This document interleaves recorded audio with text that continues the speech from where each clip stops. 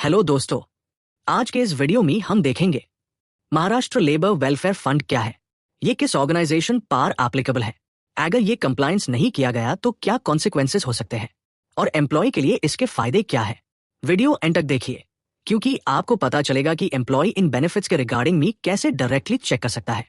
आपको शायद पता होगा कि आपकी सैलरी से 25 रुपए हर 6 महीने में डिडक्शन होता है, मतलब साल में सिर्फ 2 बार, और जुलाई और दिसंबर। आप अपनी खुद की सैलरी स्लिप चेक कीजिए, वहां आपको ये डिडक्शन क्लियरली दिख जाएगा।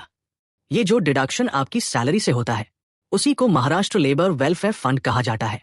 महाराष्ट्र लेबर वेलफेयर बोर्ड के अंडर एक फंड मेंटेन किया जाता है जिसका मेन पर्पस है स्टेट के एम्प्लॉयज और वर्कर्स के वेलफेयर के लिए बेनिफिट्स प्रोवाइड करना। इस फंड में एम्प्लॉयर और एम्प्लॉय दोनों का कॉन्ट्रीब्यूशन होता है।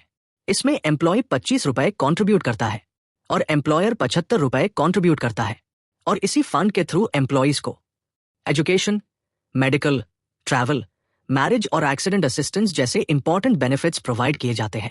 अब बात करते हैं कि महाराष्ट्र लेबर वेलफेयर फंड किस पर एप्लीकेबल होता है और इसका कंट्रीब्यूशन किसको करना होता है। अगर आपकी एस्टैब्लिशमेंट महाराष्ट्र में लोकेटेड है और वहां 5 या उससे ज्यादा एम्प्लॉयज काम करते हैं तो ये फंड आपकी ऑर्गेनाइजेशन पर कंपलसरी हो जाता है। यहाँ ऑर्गेनाइजेशन का मतलब सिर्फ कंपनी नहीं होता, इसमें ये सब इंक्लूड होते हैं प्रोप्राइटरशिप, पार्टनरशिप या LLP, private limited companies, factories, shops, establishments, contract labour employ करने वेल एम्प्लॉयर्स। तो अगर आप इनमें से किसी भी कैटेगरी में आते हैं तो महाराष्ट्र लेबर वेलफेयर फंड आपके ऊपर लागू होता है। अगर एम्प्लॉयर ने महाराष्ट्र लेबर वेलफेयर फंड की कंप्लायंस फॉलो नहीं की या फंड पे नहीं किया तो लेबर डिपार्टमेंट की तरफ से नोटिस आ सकता है, साथ हाई पेनल्टी भी लग सकती है। इसके अलावा ऑडिट के टाइम भी सीरियस इश्यूज क्रिएट हो जाते हैं। कई बार एम्प्लॉयर को ये बात तभी पता चलती है जब सीधा लेबर डिपार्टमेंट से नोटिस रिसीव होता है। इसलिए अपनी कंप्लायंस टाइम पर कंप्लीट कीजिए।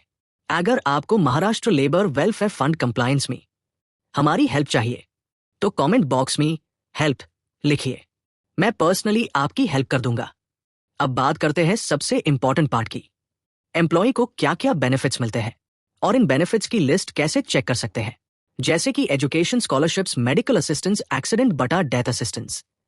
इसके अलावा भी बहुत सारे बेनिफिट्स अवेलेबल होते हैं जो time to time labour welfare board provide करता है।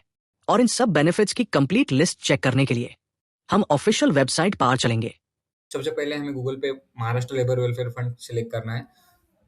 सिलेक्ट करने के बाद यहाँ पे फर्स्ट वेबसाइट आएगी, उस पर क्लिक करना है।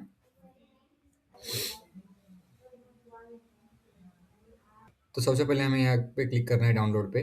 तो यहाँ पे स्कीम वाला ऑप्शन दिखेगा, तो हम यहाँ पे क्लिक करेंगे। क्लिक करने के बाद ऐसे ही सब पीडीएफ और ये डिटेल दिखेंगी। यहाँ पे अभी महाराष्ट्र लेबर वेलफेयर फंड के थ्रू कौन से स्कीम चालू है जो कि एम्प्लॉय के लिए बेनिफिशियल है, तो इसकी डिटेल यहाँ पे दिखेगी।